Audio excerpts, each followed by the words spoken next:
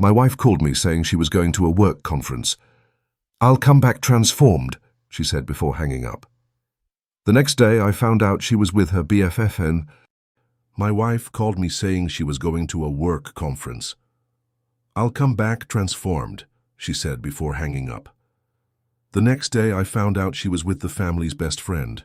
Before I share my story, I'd love for you to comment where you're watching from so I can get to know you better. And if you subscribe to the channel, you'll receive more inspiring stories like this one. The call came on a Tuesday afternoon while I was reviewing quarterly reports at my desk. Amanda's voice had that excited lilt she always got when discussing her marketing career. "Edward, I've been selected for that executive leadership conference in San Diego.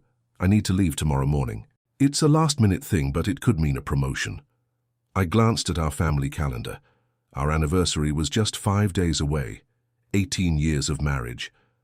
But what about our dinner plans? I made reservations at Bellini's.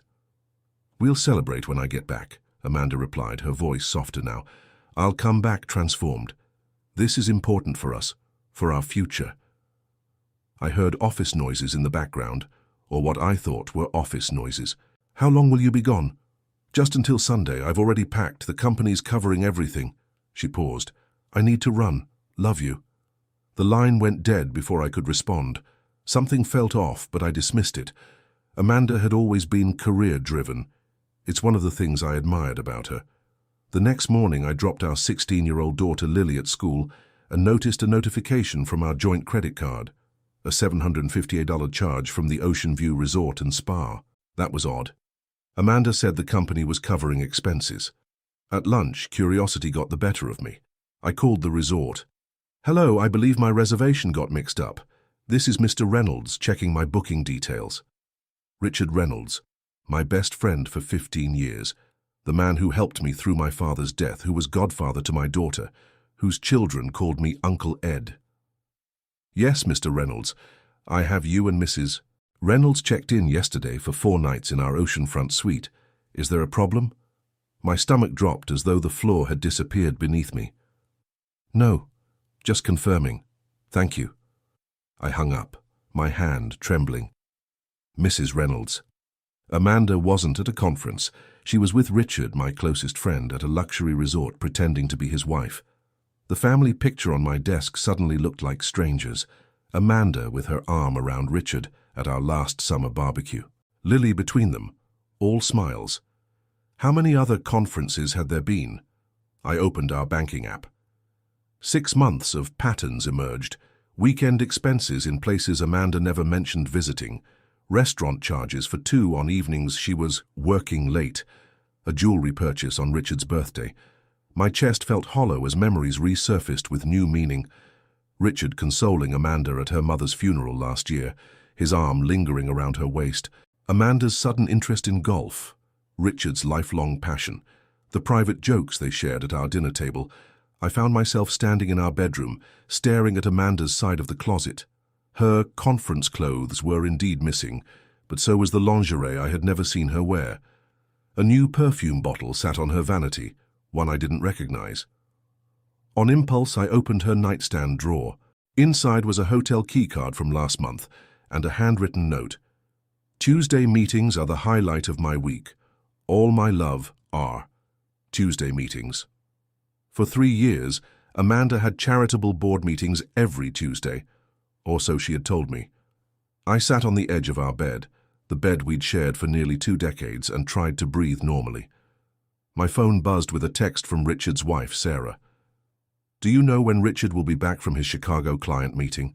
He's not answering his phone." Chicago, not San Diego. They hadn't even coordinated their lies. I wandered through our house in a daze, touching photographs that now seemed like elaborate props in a play where I was the only one who didn't know the script. In our home office, I found receipts Amanda had forgotten to hide, weekend getaways dating back 18 months. When I picked up Lily from soccer practice, she seemed unusually quiet. "Everything okay, sweetheart?" I asked. She stared out the window for a long moment. "Dad, do you ever feel like you're the only one who doesn't know what's really going on?" My heart stopped. "What do you mean?" Her eyes filled with tears. "Nothing. Just something I heard Mom telling Uncle Richard on the phone last week. She said you were the only one who didn't see it. The hollow feeling in my chest expanded into an abyss. Even my daughter knew before I did. That night I sat alone in our dark kitchen, 18 years of memories disintegrating in my hands. The woman I'd built my life around was in another man's arms, and they'd been laughing at me all along. Tomorrow, they would return from their romantic getaway, expecting to slide back into their carefully constructed lies. But something inside me had fractured beyond repair, and the silence that had protected their secret was about to become a deafening roar. I didn't confront Amanda immediately after my discovery. Some primal instinct told me to wait, to gather my thoughts, to understand the full scope of what I was facing. The next 2 days passed in a fog of grief and disbelief. I performed my duties at work mechanically, smiling at colleagues who had no idea my world had collapsed. At night, I pored over old photos, text messages, emails, searching for clues I had missed. They were everywhere. Photos from Lily's birthday last year, Amanda standing closer to Richard than to me. Holiday cards where her handwriting to him seemed more intimate somehow. Group emails where their responses mirrored each other's thoughts.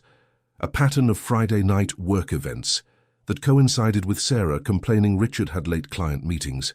I found myself in our attic at 2 a.m., digging through boxes of holiday decorations until I found what I was looking for, the Christmas video from 2 years ago. I watched it 5 times, focusing on the background. There it was, Amanda and Richard in the kitchen, his hand lingering on her lower back when they thought no one was watching. The secretive smile they shared over champagne flutes. How had I been so blind? Dad? I turned to find Lily standing in the doorway in her pajamas, eyes puffy from sleep. What are you doing up here in the dark?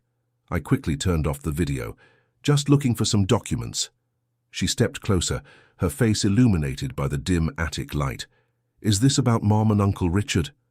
The question hit me like a physical blow. What do you mean? Lily sat down beside me, suddenly looking much older than 16. I've known for a while. I heard them talking on the phone last summer. They didn't know I was home. Why didn't you tell me? My voice cracked. Her eyes welled with tears. I didn't want to hurt you, and Mom said you were too emotionally unavailable to understand her needs, that you'd just blame her instead of seeing your part in it. Emotionally unavailable. The word stung worse than the betrayal itself. For 18 years, I had built my life around Amanda and Lily. I worked 60-hour weeks to provide the lifestyle Amanda wanted, attended every one of Lily's soccer games, cared for Amanda through 2 surgeries and the loss of her mother. Do you believe that? I asked, dreading her answer. Lily wiped her eyes. No, you've always been there for me, for both of us. I pulled her into a hug, feeling her tears soak my shirt. In that moment, I realized something crucial. This wasn't just about me. My daughter had been carrying this burden alone, torn between loyalty to both parents. I'm so sorry, Lily, I whispered. You shouldn't have had to deal with this. What are you going to do? She asked. I don't know yet, I answered honestly, but whatever happens, you and I are going to be okay. Sunday evening arrived. I heard Amanda's key in the lock at 7:26 p.m. She breezed in wearing a new outfit I didn't recognize, wheeling her luggage behind her. Hey, how was your week? She leaned in to kiss my cheek, but I stepped back. Her perfume, the one from her vanity, not her usual scent, made my stomach turn. How was the conference? I asked, my voice steady. Exhausting, but amazing. She launched into an elaborate description of speakers and workshops that never happened, mentioning people who didn't exist. I watched her perform, noting how effortlessly the lies flowed. I met the VP of West Coast Operations, she continued, pouring herself a glass of wine.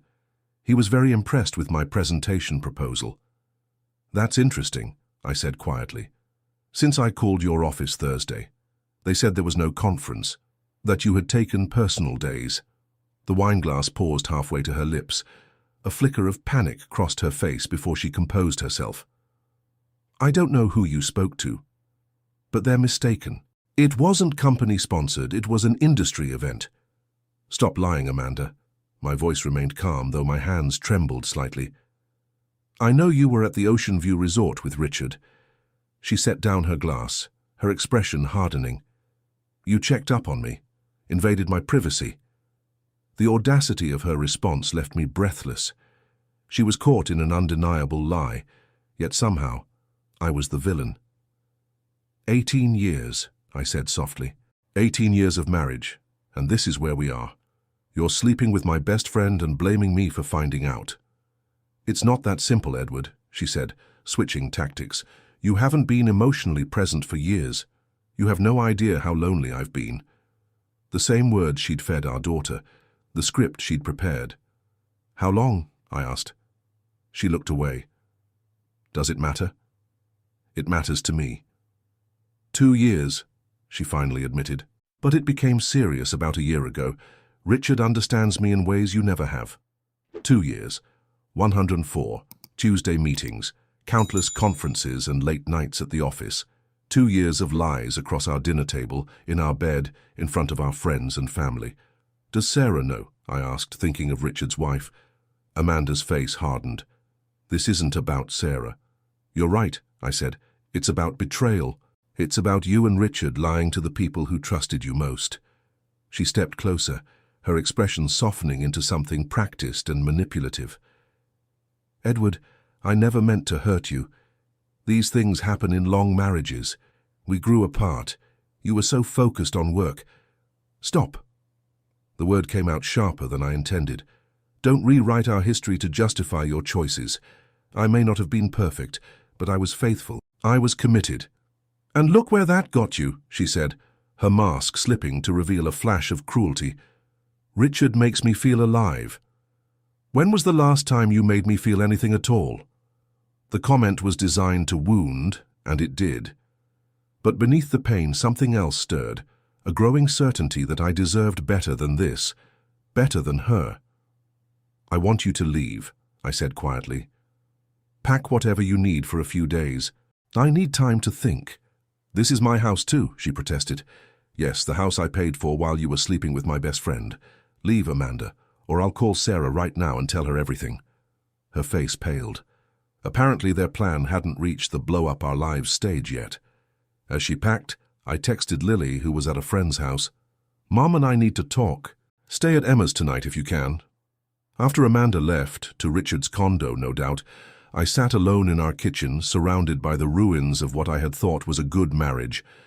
But as the initial shock began to fade, another emotion took its place, a slow, burning anger, not just at their betrayal, but at how easily they had justified it. For 2 years, they had crafted a narrative where I was the villain, emotionally distant, unavailable, undeserving. They had made me question my worth, my memories, my role in my own life. As I looked at the half-empty wine glass Amanda had left behind, I made a silent promise to myself. This would not break me. Somehow, I would find a way forward, for myself and for my daughter. What I didn't know then was how much worse things would get before I found my way back to solid ground. The weeks following Amanda's departure blurred together in a haze of sleepless nights and foggy days. I moved through my life like a ghost, performing the motions expected of me without truly being present. The first blow came when Amanda returned, not to reconcile, but to collect more of her things. She arrived with Richard waiting in the car outside. The audacity of it sent me reeling. You brought him here to our home. My voice sounded foreign to my own ears. Amanda shrugged, pulling designer clothes from our closet. He's helping me move. Be reasonable, Edward. Reasonable. As if anything about this situation fell within the bounds of reason. Does Sarah know where her husband is right now? I asked. Amanda's expression hardened. Richard told her last night. They're separating. The news hit me like a physical blow. This wasn't just an affair. They were dismantling both of our families. 18 years of my life, 15 years of friendship, all discarded for their happiness. What about Lily? I managed to ask. I've already spoken to her. She'll split time between us once Richard and I find a place. The casual way she referred to their new life together made my stomach turn. In her mind, everything was settled. Our divorce was merely a formality. After she left, I called my office and requested a week off, my first sick leave in 5 years. My boss, sensing something was wrong, approved it without question. I should have used that time to consult a lawyer, to protect my assets, to plan for what was coming. Instead, I sank into a depression that felt bottomless. I stopped shaving. Takeout containers piled up in the kitchen. I ignored calls from concerned colleagues. My only focus was Lily, ensuring her routine remained as normal as possible despite her world falling apart. But even that connection began to strain. "Dad, you need to shower," she said one morning, concern etched across her young face. "You haven't left the house in days." I glanced at my reflection in the hallway mirror. Hollow-eyed, unshaven, hair unwashed. I barely recognized myself. The second blow came from an unexpected direction. My phone rang on a Thursday afternoon. Sarah, Richard's wife. "Edward," her voice sounded as broken as I felt. "Can we talk?" We met at a coffee shop far from our usual haunts. Sarah looked as though she had aged years in mere weeks, her usual polished appearance replaced by exhaustion. "Richard says I wasn't supportive enough of his career," she said without preamble, "that I never understood him like Amanda does." She laughed bitterly. 18 years of marriage, and apparently I never knew him at all. I stared into my untouched coffee. "Amanda says I was emotionally unavailable." "Were you?" "I worked 60-hour weeks to build the life she wanted. I was there for every milestone, every crisis. I thought we were happy." My voice cracked on the last word. Sarah reached across the table, squeezing my hand. "They're rewriting history to justify what they did. Don't let them." But others had already accepted their revised narrative. When I finally returned to work, conversations stopped when I entered rooms. Invitations to social gatherings ceased. At a company lunch, I overheard a colleague murmuring, "I heard he was cold, completely checked out of the marriage. No wonder she found comfort elsewhere." Even my own family betrayed me. My sister called, her voice careful and measured. "Edward, there are two sides to every story. Marriage is complicated. Maybe if you had been more attentive—" I hung up before she could finish. The isolation deepened. The third blow was the most devastating. Lily, my anchor through the storm, began to drift away. Amanda and Richard had found a spacious apartment overlooking the park, the kind of luxurious space that appealed to a teenager. They had no rules, no responsibilities for her, only fun and freedom, and bribes thinly disguised as gifts. "Mom says I should live with them full-time," Lily mentioned casually over dinner. "Since you're working so much." I wasn't working much at all. In fact, my performance had slipped so dramatically that my position was in jeopardy, but Amanda had planted the seed, and it was taking root. "Do you want that?" I asked, dreading her answer. Lily shrugged, not meeting my eyes. "Maybe. They have the spare room all decorated for me already." 2 days later, she packed a bag for what was supposed to be a weekend visit and didn't come back. Amanda called to inform me that Lily had decided to stay with them. My text to my daughter went unanswered. When I drove to their apartment, no one came to the door, though I could hear music playing inside. The final blow came on a Tuesday morning. I logged into our joint bank account to pay bills and found it empty. Every penny, including my recent paycheck, had been transferred out. The mortgage was due in 3 days. The electricity had a past due notice. The credit cards were maxed out with charges I didn't recognize. I called Amanda in a panic. "What have you done?" "My lawyer advised me to protect my assets," she said coolly. "Don't worry, I've kept detailed records of my contributions to our marital property." "Contributions?" I nearly shouted. "You haven't contributed to the mortgage in 5 years. That money wasn't just yours to take." "You should talk to a lawyer, Edward," she replied, then hung up. But lawyers required money I no longer had access to. I sat at my kitchen table, surrounded by bills I couldn't pay, in a half-empty house that still held the echoes of a family that no longer existed. That night, alone in our bedroom, the room we had shared for 18 years, I finally broke. The tears came without warning, great heaving sobs that felt ripped from somewhere deep and primal within me. I cried for the marriage I thought I had, for the friend I trusted, for the daughter slipping away from me, for the life I had lost. When the tears finally subsided, I lay in the darkness, hollowed out and empty.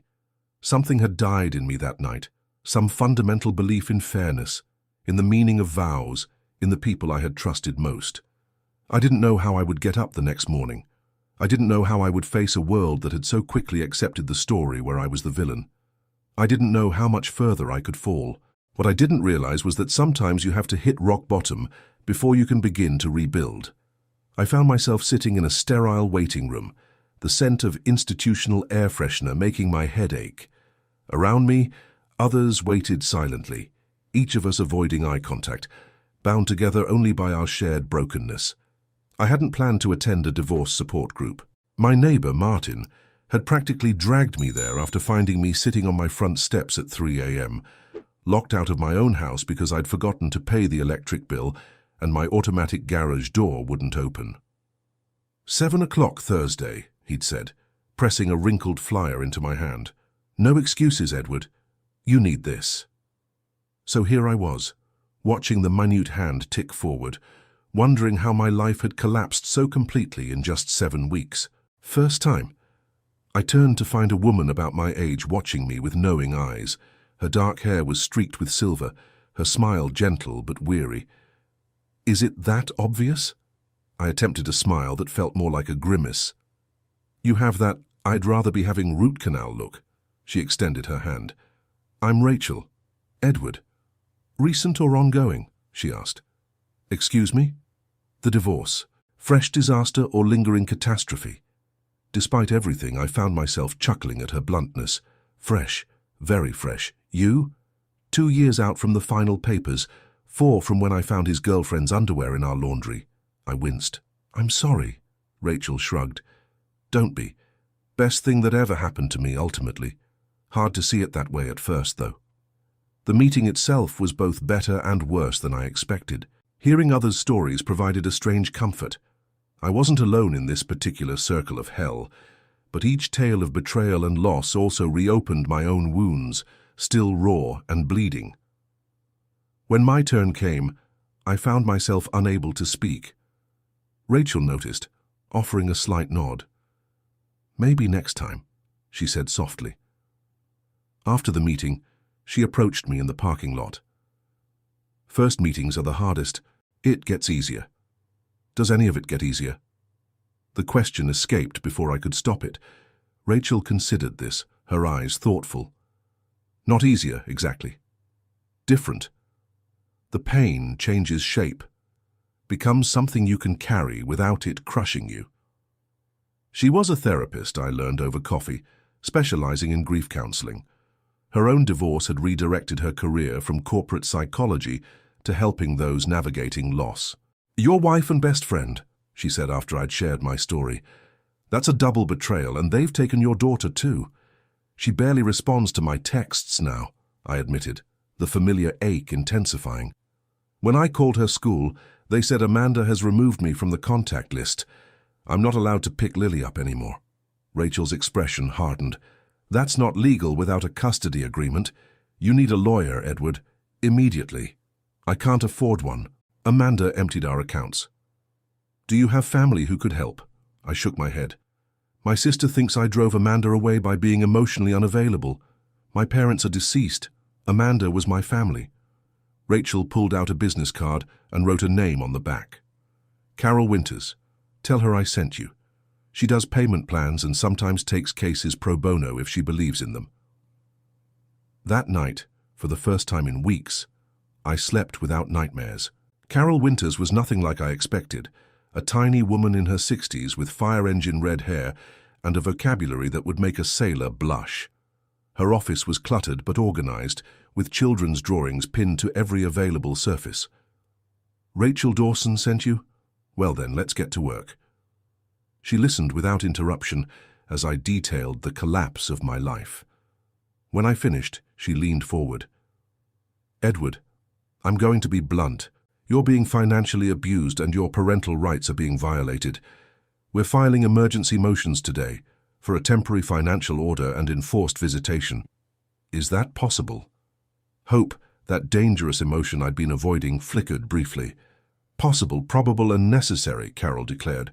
What your wife did with those accounts is illegal. Courts don't look kindly on parents who alienate children from the other parent either. When I explained my financial situation, she waved dismissively. We'll add legal fees to what she owes you. In the meantime, I need everything you can remember about your finances, accounts, investments, property, and documentation of your relationship with Lily before all this." I left her office with a purpose I hadn't felt in months. That evening, I sat at my kitchen table sorting through years of financial records, family photos, Lily's school documents, anything that proved the life I had before Amanda rewrote our history. Around midnight, my phone buzzed with an unfamiliar number. "Dad?" Lily's voice was hushed, uncertain. "Lily." My hand trembled. "Are you okay?" "I'm using Emma's phone. Mom took mine because I was texting you." Her voice cracked. "She says I'm not supposed to talk to you without her lawyer present." Rage flashed through me, but I kept my voice calm. "That's not true, sweetheart. You can always talk to me." "I hate it here, Dad." The words tumbled out in a rush. "They're never home. Richard yells when I interrupt their work calls. Mom says I'm being difficult on purpose. I want to come home." "I'm working on it," I promised. "I have a lawyer now. We're going to fix this." There was muffled conversation on her end, then, "I have to go. Emma's mom can bring me to your house tomorrow after school if that's okay. Mom thinks I'm studying." After we hung up, I immediately emailed Carol. The next day, she filed for an emergency hearing, using Lily's situation as leverage. Things moved quickly after that. The judge ordered Amanda to return half the funds she had taken and established a temporary visitation schedule. Lily spent that first weekend back home, both of us careful around each other, relearning how to be a family of two. "I'm sorry," she said on Sunday night, her voice small, "for believing Mom when she said you didn't want me around." "You have nothing to apologize for," I told her, my heart breaking anew. "None of this is your fault." Work became my sanctuary as I rebuilt my professional reputation. My boss, impressed by my renewed focus, assigned me to a major account, one that would mean a substantial bonus if we landed it. I threw myself into the pitch, channeling all my pain and determination into something constructive. Rachel became a steady presence in my life, first as a friend who understood, then as something more complicated. We took things slowly, both wary of repeating past mistakes. "You know I'm a mess," I warned her one evening as we walked along the riverfront. "Everyone worth knowing is a little broken," she replied. "It's what you build from the pieces that matters." The day we won the new account, I received another blow and unexpected vindication. Carol called, her voice tense. "Edward, we found something in the discovery process. Bank transfers from your joint accounts to offshore holdings. And there's a signature on incorporation papers for a business we can't trace. It appears to be your signature, but—" "I never signed anything like that," I interrupted, a cold feeling spreading through my chest. "That's what I thought. It appears your wife, or possibly Richard, has been forging your signature on financial documents for some time. This changes everything." As I hung up, I stared out my office window at the city below, my reflection superimposed over the skyline. 7 months ago, my life had shattered when Amanda's betrayal came to light. I had lost my wife, my best friend, my daughter, my financial security, and nearly my sanity. But standing there, I realized something important. I was no longer falling. For the first time since that fateful phone call about a non-existent conference, I felt solid ground beneath my feet. The fight wasn't over. Amanda and Richard would not surrender easily what they had taken, but now I had something they didn't. The truth, documented and indisputable. And for the first time in months, I allowed myself to believe that might be enough. The discovery of the forged documents changed everything. What had been a bitter divorce suddenly became a potential criminal case. Carol wasted no time, bringing in a forensic accountant to trace the money that had disappeared from our accounts. Based on the preliminary findings, she explained during a tense meeting in her office, they've been siphoning money for at least 3 years. The formation of shell companies, investments in Richard's name using your forged signature, it's methodical. Why would they risk it? I asked, still struggling to comprehend the scope of their deception. Amanda had access to our accounts anyway. Carol's expression was grim. Because they were planning this for years, Edward. The affair, the divorces, all of it. They needed funds that couldn't be traced during divorce proceedings. Funds they wouldn't have to split with you or Sarah. The realization hit me like a physical blow. This wasn't just an affair that had spiraled out of control. It was a calculated plan to rebuild their lives at our expense. "What happens now?" I asked. "We present this evidence at the hearing next week. The judge will likely freeze all remaining assets while the investigation continues." She leaned forward, her eyes serious. "But I need to prepare you. This will get ugly. They'll fight back with everything they have." She wasn't wrong. 3 days later, I received notice that Amanda was countersuing for full custody of Lily, claiming I was unstable and vindictive. According to her filing, I had fabricated financial misconduct allegations to punish her for finding happiness. The accusation was ludicrous, but effective. Lily came home from school in tears, having overheard classmates discussing how her crazy dad was trying to send her mum to jail. "Is it true?" she asked that night, her young face creased with worry. "Are Mum and Richard going to prison?" I sat beside her on the couch, choosing my words carefully. "I don't know what's going to happen, sweetheart. But what they did, taking money that wasn't theirs, signing my name without permission, those are serious things. But why would they do that?" I resisted the urge to lay out the full truth of her mother's betrayal. Sometimes adults make bad choices when they're focused on what they want, rather than what's right. Lily considered this, then asked the question that had clearly been haunting her. "If they did something illegal, does that make me bad too, for living with them?" "No," I said firmly, pulling her close. "Never. You're 16, Lily. None of this is your responsibility." The hearing arrived on a rainy Tuesday morning. The courtroom was smaller than I had imagined, intimate in a way that made the proceedings feel even more personal. Amanda and Richard sat across the aisle, both in expensive suits, looking confident and collected. I barely recognized Amanda. This polished, cold-eyed woman bore little resemblance to the person I had shared my life with for 18 years. When our eyes met briefly, there wasn't a flicker of remorse in hers, only calculation. Carol presented our evidence methodically. Bank statements, forged signatures, the mysterious businesses Richard had created using my identity, the offshore accounts where our money had disappeared. With each new revelation, Amanda and Richard grew visibly tenser. Their lawyer attempted to paint me as a controlling husband seeking revenge, but the financial records told a different story. By the time Carol called the handwriting expert who confirmed the forgeries weren't mine, even the judge's neutral expression had hardened. "Your Honor," Amanda's lawyer argued desperately, "even if these signatures were executed without Mr. Harmon's explicit consent, the funds were used for family purposes. This is a matter for divorce court, not criminal charges." The judge, a stern woman in her 60s, peered over her glasses. "The court disagrees. These actions go well beyond marital disputes. I'm freezing all accounts connected to these businesses pending further investigation, and I'm referring this matter to the district attorney's office for review." Amanda's composure finally cracked. "This is ridiculous. Edward's just bitter that I left him." "Mrs. Harmon," the judge snapped, "I suggest you remain silent unless you want to add contempt of court to your problems." Outside the courtroom, Rachel waited with Lily, who had insisted on being present despite my concerns. When I emerged, Lily rushed to hug me. "The judge believed you," she whispered, relief evident in her voice.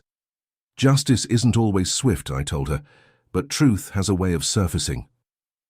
Over the weeks that followed, my life transformed in ways I never could have anticipated. With the court order protecting my remaining assets and mandating the return of funds Amanda had taken, my financial situation stabilized. My performance at work continued to excel, leading to the promotion I had long deserved, but never pursued aggressively enough. More importantly, Lily asked to move back home permanently. "I need stability," she explained, with a maturity that both impressed and saddened me. No 16-year-old should have to make such adult decisions. Amanda didn't fight the custody change. She had bigger concerns. The DA's office had opened an investigation into the financial improprieties Carol had uncovered. Richard's accounting license was suspended pending the outcome, effectively ending his career. Their perfect new life was crumbling rapidly. I heard through mutual acquaintances that they had been forced to sell their luxury apartment and moved to a smaller condo outside the city. Richard's former clients were fleeing, and Amanda's marketing firm put her on leave after clients expressed concerns about working with someone under investigation for fraud. I took no pleasure in their downfall. What I felt instead was a complex mixture of vindication, grief for what might have been, and surprisingly, freedom. The crushing weight of betrayal that had defined my existence for months was lifting, replaced by something lighter, more hopeful. Rachel was instrumental in that transformation. Our relationship deepened gradually, built on mutual respect and honest communication, things I now realized had been missing from my marriage for years. "You're different," she observed one evening as we walked along the river, the sunset painting the water in shades of gold and crimson. "Different how?" "More present, less guarded." She squeezed my hand. "You're not defining yourself by what happened to you anymore." She was right. The man I had been a year ago, the one who believed his worth was tied to a marriage that had been built on lies, was gone. In his place was someone stronger, more self-aware, more capable of genuine connection. Lily noticed the change too. "You smile more," she told me one Sunday morning as we made pancakes together, a tradition we had resurrected from her childhood. "Even when you think no one's watching." That night, I stood in front of the bathroom mirror, studying my reflection. The hollow-eyed ghost who had haunted these rooms in the early days after Amanda's betrayal was nowhere to be seen. My eyes were clear, my shoulders straight. I had weathered the worst storm of my life and emerged not just intact, but renewed. The pain hadn't disappeared entirely, I doubted it ever would. But it had transformed into something else, something that felt like wisdom rather than weakness. And as I looked at my reflection, I realized that Amanda had been right about one thing. I had come back transformed, just not in the way she had intended. 2 years after Amanda's fateful phone call about a non-existent conference, I stood in the kitchen of a house that finally felt like home again. Sunlight streamed through windows that no longer felt like portals to painful memories. The scent of coffee mingled with the cinnamon rolls Rachel was pulling from the oven, her grandmother's recipe, now a Sunday tradition. "Dad, have you seen my blue folder? I need to finish that college application essay." Lily rushed in, her hair wrapped in a towel, the excitement of her senior year evident in every movement. "Check the dining room table," I answered, smiling at how quickly she'd gone from devastated 16-year-old to confident 18-year-old with dreams of studying psychology. Inspired, she said, by watching how therapy had helped our family heal. Rachel set the cinnamon rolls on the cooling rack. "These need 10 minutes. Just enough time for you to show me those paint samples for the guest room."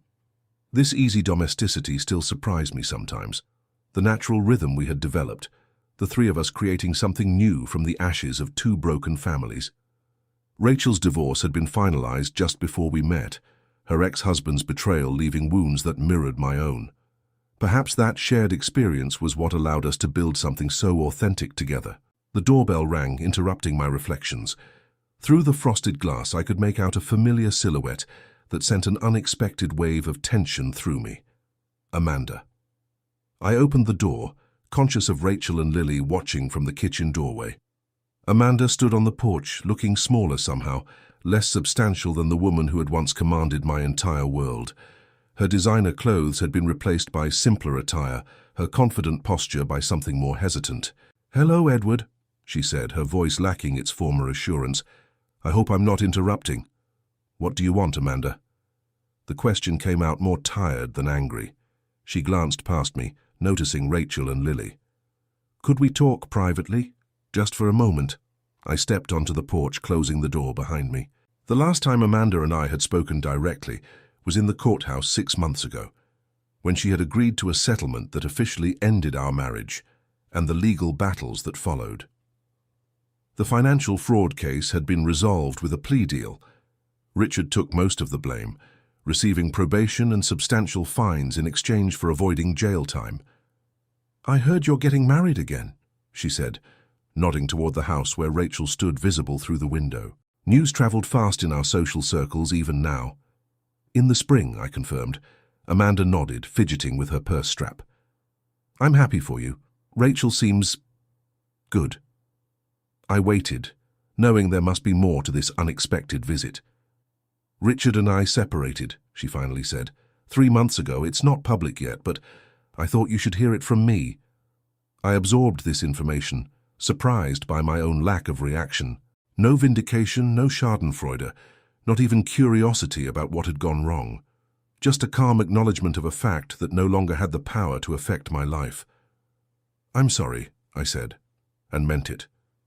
Despite everything, I wouldn't wish the pain of betrayal on anyone, not even the person who had inflicted it on me. It's ironic, isn't it? Amanda gave a small, bitter laugh. We destroyed so much for what turned out to be temporary. The Amanda of 2 years ago would never have admitted such a thing. I wondered briefly what her journey had been like, how she had arrived at this moment of apparent self-reflection. Why are you here, Amanda? I asked again, gently this time. She took a deep breath.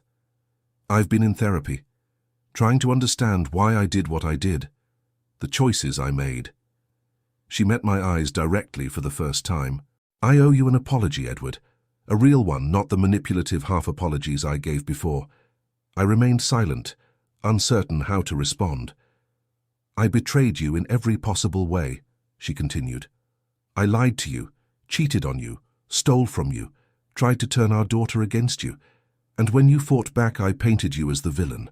Her voice wavered slightly. I can't undo any of that, but I need you to know that I recognize what I did, and I am deeply, genuinely sorry. The words hung in the space between us, unexpected and yet somehow exactly what I needed to hear, not for reconciliation, but for closure. Thank you for saying that, I said finally. There's one more thing. Amanda reached into her purse and pulled out an envelope. This is a copy of a letter I've written to Lily. I'm not asking you to give it to her, that's her choice. But it contains the whole truth about what happened between us, including my accountability. She deserves that. I took the envelope, studying Amanda's face. The contrition seemed genuine, the humility unlike anything I had seen in her before. Perhaps her own fall had brought wisdom, just as mine had. I should go, she said, turning to leave before pausing one last time. You weren't the problem, Edward. You never were. I just couldn't see what was right in front of me until I'd lost it. As I watched her walk to her car, a modest sedan that had replaced her luxury SUV, I felt the last piece of a puzzle sliding into place. For 2 years, despite therapy and my own healing, part of me had still wondered, had I somehow failed her? Had there been truth in her accusations of emotional distance? Amanda's words released something I hadn't realized I was still carrying, the final thread of self-doubt that had lingered despite everything. I returned to the kitchen where Rachel and Lily waited, curious but respectful of boundaries we had established long ago. Everything okay? Rachel asked, her gentle concern one of the countless reasons I had fallen in love with her. Yes, I said, surprised by how completely I meant it. Everything is very okay. Later that night, after Lily had gone to bed and Rachel and I sat quietly on the back porch, watching stars appear in the darkening sky, I reflected on the journey that had brought me here. 2 years ago, I had believed my life was over, that Amanda's betrayal had broken something in me that could never be repaired. I had seen myself only as a victim, defined by what had been done to me, rather than by my own capacity for resilience and growth. What are you thinking about? Rachel asked, her hand warm in mine. Transformation, I answered truthfully. About how sometimes the things that seem like they'll destroy us actually force us to become more of who we really are. She nodded, understanding as she always did. When my ex left, I thought he was taking the best parts of me with him. It took me a long time to realize he had actually been obscuring them. We sat in comfortable silence for a while longer before Rachel spoke again. Amanda's visit, did it bring up difficult feelings? I considered the question carefully. Not in the way you might expect. It was more like closing a book you've already finished. You know how the story ends, but there's still something satisfying about placing it back on the shelf. The metaphor wasn't perfect, but Rachel seemed to understand. And our story? She asked, a smile playing at the corners of her mouth. I turned to face her, taking in the features that had become as familiar to me as my own reflection, the laugh lines around her eyes, the small scar on her chin. the streak of silver that ran through her dark hair. Our story, I said, lifting her hand to my lips, is just beginning. As we sat together under the vast expanse of stars, I felt a profound sense of peace settle over me. Amanda's call 2 years ago had indeed left me transformed, not in the way she had coldly predicted, but in ways neither of us could have imagined. I had lost a wife but found a partner who truly saw me. I had weathered betrayal, but discovered my own strength. I had been brought to my knees but learned how to stand taller than before. The liberation I had found wasn't in the legal victory or even in Amanda's belated apology. It was in the realization that my worth had never depended on her validation, that the happiness I now felt was built not on the absence of pain, but on the presence of truth, love, and self-knowledge that could only have come through walking through the darkness and emerging, at last, into light.